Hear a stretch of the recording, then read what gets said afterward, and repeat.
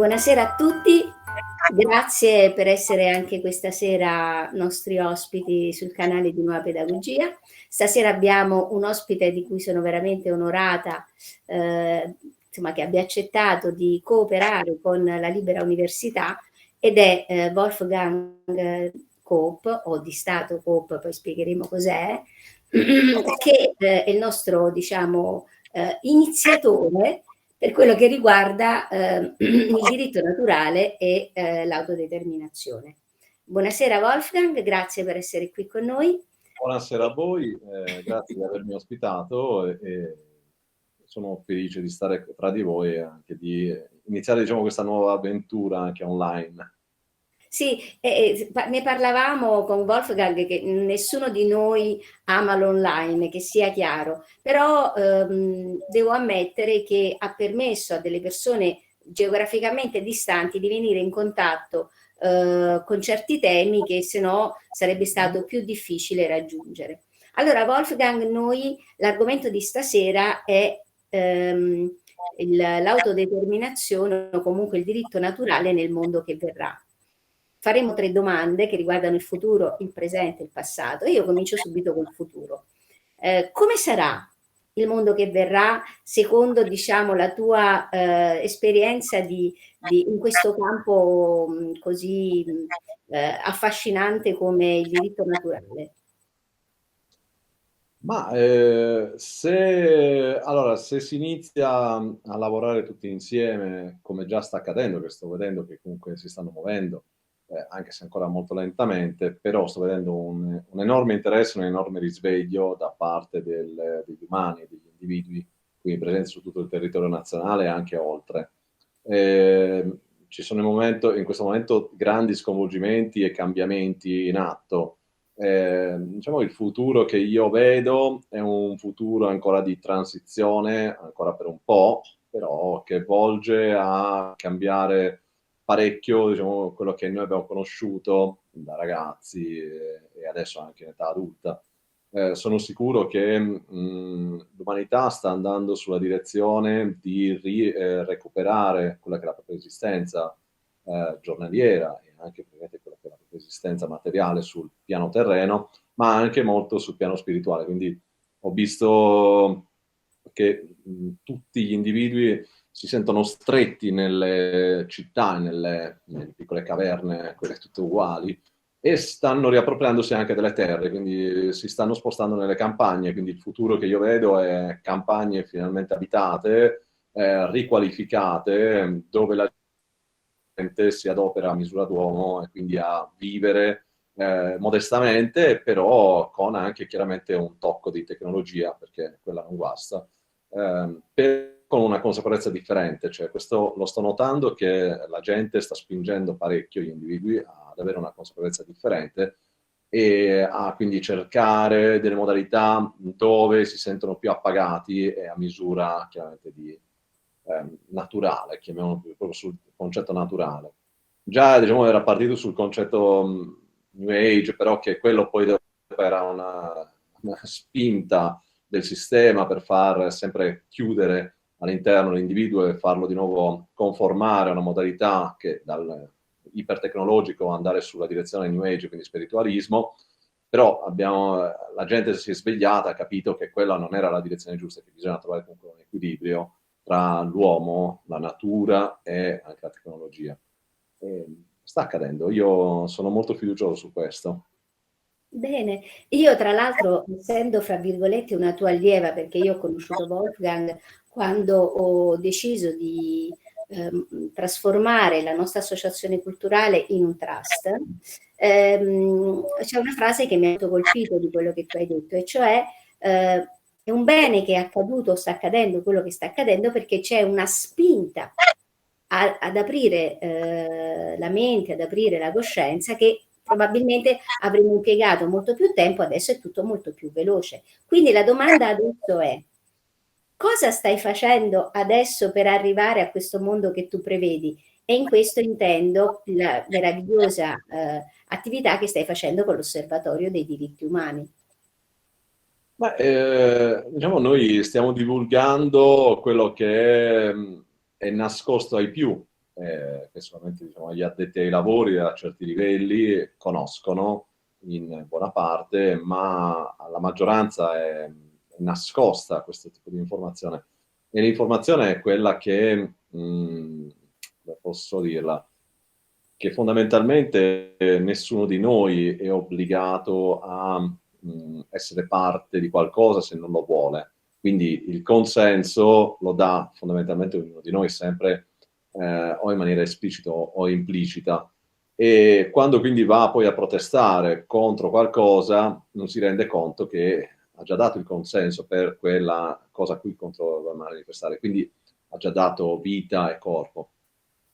Quindi quello che noi stiamo cercando di divulgare è proprio la consapevolezza del consenso, cioè di come noi, ognuno di noi dà il consenso a tutto quello che poi si attiva intorno e in che modo poi uno rimane imprigionato senza rendersi conto che si sta costruendo il carcere da solo, cioè fondamentalmente sta facendo quello ogni giorno con tutte le azioni, con qualsiasi azione che uno compie, pensando magari solamente invece di portare avanti la propria esistenza e quella dei propri cari, che so, attraverso il lavoro, attraverso l'utilizzo dei mezzi, attraverso la tecnologia, attraverso anche semplicemente andare a fare la spesa. Cioè fondamentalmente ogni azione che noi compiamo crea una prigione velata, nascosta intorno a noi, perché poi dopo, successivamente l'abbiamo visto per esempio, per quello che dico che ringrazio quanto sta accadendo, l'abbiamo visto con l'avvento della pandemia che è stata messa in campo, dove a un certo punto quello che sembrava un diritto acquisito invece ci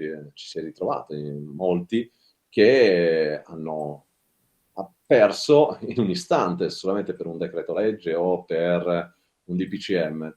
Si sono ritrovati in grandi difficoltà, con grandissimi ostacoli, senza rendersi conto che quegli ostacoli però erano facilmente superabili con una mente completamente differente, cioè con la consapevolezza.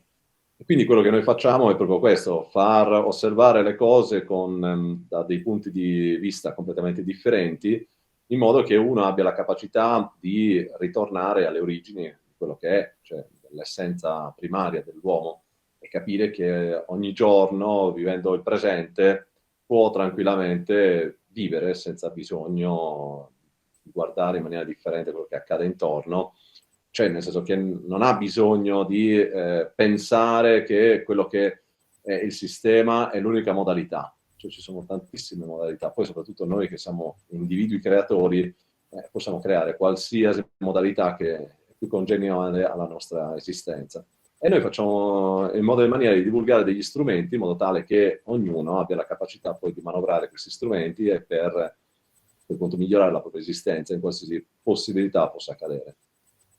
Quindi in sintesi il vostro modus agendi è esattamente quello della libera università, perché noi diciamo che solo la conoscenza ci renderà liberi. Esatto, esatto, infatti è solo la conoscenza che ci porta alla consapevolezza sempre maggiore e poi noi non siamo nozionistici, noi siamo più sul fatto di liberare il pensiero, cioè il pensiero ci rende liberi, no? Più è libero questo pensiero da qualsiasi tipo di indottrinamento o condizionamento e più abbiamo la capacità di osservare da un'angolazione completamente differente tutto quello che ci accade intorno. E quindi quello che noi cerchiamo anche di fare è di rendere neutrali e molto obiettivi, perché una cosa che è indottrinata fin dalla più tenera età è il fatto che ci dobbiamo arrabbiare per ogni situazione, per quello che ci va contro. Nel momento in cui ci arrabbiamo perdiamo di punto di vista, perdiamo La di vista lucidità. l'obiettivo e non ci concentriamo più sull'obiettivo, ma ci concentriamo solamente su delle perdite di energia a destra e a sinistra senza renderci conto che non ci danno più la capacità, cioè queste perdite non ci danno più la capacità di camminare rettamente su quello che stiamo facendo. Bene. Quindi, e allora bisogna proprio, quello che noi portiamo proprio non è solamente carta da produrre, ma è soprattutto un lavoro di autocoscienza, di creazione di sé, del proprio personaggio, del proprio essere. Quindi più uno è centrato su se stesso nel proprio presente, più riesce a quel punto a districarsi di volta in volta in tutto quello che gli accade intorno. Bene. Allora adesso facciamo la domanda sul passato. quale esperienza ci puoi raccontare rispetto al tuo passato che ti ha portato, diciamo, ad aprire questo varco sul diritto naturale e sull'autodeterminazione? Ma fondamentalmente io, diciamo, per tutta la vita mi sono reso conto che vivevo in qualcosa che non mi apparteneva. Però vabbè, lo accettavo, era così, e quindi sempre, diciamo, ho cercato il giusto compromesso. Finché poi sono arrivato a un momento in cui avevo già preso abbastanza coscienza di quello che stava accadendo intorno, ma sto parlando intorno già al 2008-2010, fino ad arrivare poi nel 2012, che a quel punto delle persone mi hanno portato delle notizie di un certo tipo e io ho iniziato ad approfondire e a cercare su queste tematiche. All'epoca c'era soprattutto OPPT o sovranità e diciamo, questi percorsi.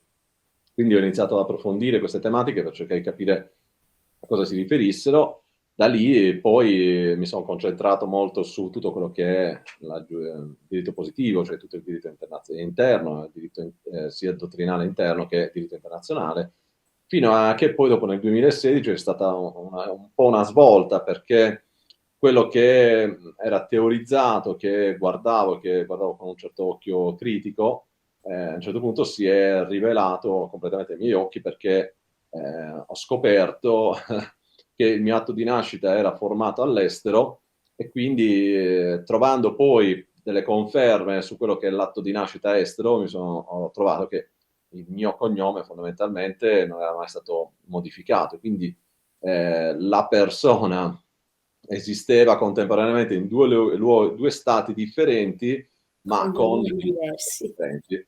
E questo mi ha portato a comprendere che tutto quello che viene creato è solamente carta, e attraverso la carta quindi creano tutto quello che ci sta intorno, facendoci credere che quella sia la realtà, mentre invece la realtà è ben diversa ed è quella che noi viviamo ogni giorno. E approfondendo sempre di più questa cosa, ho capito com'è il meccanismo che viene attuato e allora l'ho messo in pratica, ho iniziato a creare insieme ad altri degli strumenti giuridici perfettamente validi, perfettamente legali, anche aderenti, legati alla dottrina giurisprudenziale interna, alla dottrina poi quella internazionale, che ci dà l'opportunità a quel punto di creare una modalità completamente differente e iniziare a parlare veramente di autodeterminazione, perché l'autodeterminazione è la consapevolezza che ognuno di noi, insieme ad altri, quindi insieme a delle collettività, si può creare quella visione sociale, politica, istituzionale, come si vuole, perseguendo degli scopi, degli obiettivi che sono legati a quelli fondamentalmente alle necessità dell'esistenza. Quindi non siamo legati a uno Stato, a un concetto di Stato. Possiamo al massimo rispettare quello che può essere il concetto di Stato e altre istituzioni che sono presenti sui territori, però allo stesso modo, proprio per determinate convenzioni che esistono nel campo internazionale, anche gli Stati o le istituzioni già presenti devono rispettare quello che è presente sul territorio e che non condivide, diciamo, come linea politica, ma che in qualche modo sul territorio poi coopera o condivide o cerca di dare una mano a tutto quello che sta che incede sul territorio. Quindi altri individui o altri cittadini, altre associazioni, altre persone giuridiche, persone fisiche e tutto quello che può essere messo nel gran calderone. Ognuno di Chiaro, no, noi una è cosa che mi ha colpito è proprio che il diritto internazionale è comunque superiore a quello nazionale e quindi comunque, diciamo, ti metti sotto un cappello più grande, ecco. Sì, perché fondamentalmente tutte le nazioni per interagire tra di loro hanno dovuto, cioè negli anni, nei secoli, hanno creato un linguaggio che è conformato, che è riconosciuto, questo ecco perché è internazionale, è riconosciuto tra tutte le nazioni, chiunque, che siano ostili, che siano amiche, che siano neutre, che siano dittatoriali, che siano monarchie, cioè tutte per poter dialogare tra di loro usano il dialogo del diritto internazionale. Quindi tutta quella che è la consuetudine del diritto internazionale. Quindi è un linguaggio che si è formato nei secoli, forse anche nei millenni, ed è ben strutturato, anche se in molti casi non scritto. però viene praticamente utilizzato proprio per fare in modo, sia per quanto riguarda gli scambi commerciali, sia per quanto riguarda anche quando c'è un conflitto in corso, oppure per il periodo della pace e così via. Quindi utilizzando gli stessi strumenti, a quel punto ci si rapporta in maniera differente, non ci si rapporta più con un concetto basso, cioè nel senso che si pensa di essere un cittadino, ma ognuno di noi diventa artefice di quello che può essere anche il piano internazionale, quindi può tranquillamente agognare a quello, perché no? Non è che qualcuno è da meno, basta che uno approfondisce attentamente queste tematiche, può essere a quel punto anche parte, diciamo parte, come posso dire, in causa per poter portare avanti tante cose, insieme a tanti altri. Molto bene. Io finisco sempre, diciamo, queste mini interviste con una domanda jolly, nel senso, che cosa consigli alle persone che in questo momento, diciamo, hanno fame si stanno risvegliando e capiscono di essere in una transizione, no? Che cosa consigli, per esempio, posso immaginare che è studiare, perché è quello che sto facendo io. Però ecco, se tu hai un consiglio per aiutare nella transizione nel mondo che verrà, ben venga. Ma io quello che consiglio è di essere centrati nel presente, cioè di non abbandonarsi a paure e timori, sempre guardando a un futuro che poi magari nemmeno si avvera.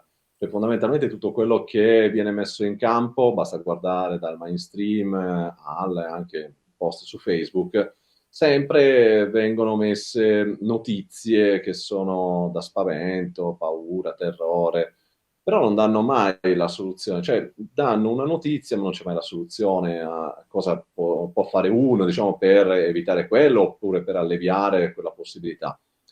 E quello che io do come consiglio proprio su questa direzione è che ognuno lasci perdere, cioè è come se sta guardando un film, deve guardare proprio in questa modalità, Quello è. come sta guardando un film, e poi niente, spegne tranquillamente il televisore e continua la propria esistenza qui nel presente, nel qui e ora. Cioè, ognuno deve stare nel qui e ora e tranquillamente ogni cosa si risolve perché tutto arriva veramente. Io sono un ex regista del telegiornale. Quando mi sono accorta, mi sono risvegliata stando all'interno, e oltre a licenziarmi, ho proprio tolto l'antenna dal tetto, proprio perché ho capito che la mia liberazione cominciava dal cominciare ad avere le mie idee, non quelle che mi venivano innestate, no? Del resto si chiama programmazione televisiva non a caso.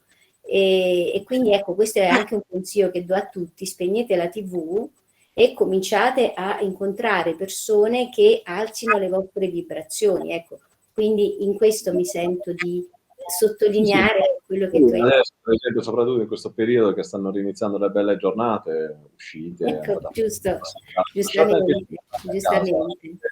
Nel momento in cui lasciate il cellulare a casa, veramente Vero. cambia, uno inizia a osservare tutto quello che accade intorno. Ci riconnettiamo con la natura, ecco, anche il mio cane si è riconnesso. Allora, io volevo dire una cosa al nostro pubblico, che il corso di 5 incontri sulla diritto naturale e autodeterminazione, che sarebbe iniziato, che sarebbe iniziato il 21 aprile, è già pieno.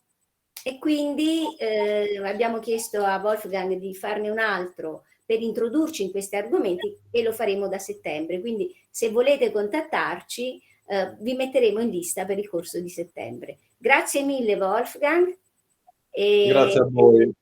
buona serata, e arrivederci per il corso. Ok, arrivederci per il corso prossimamente. Ciao.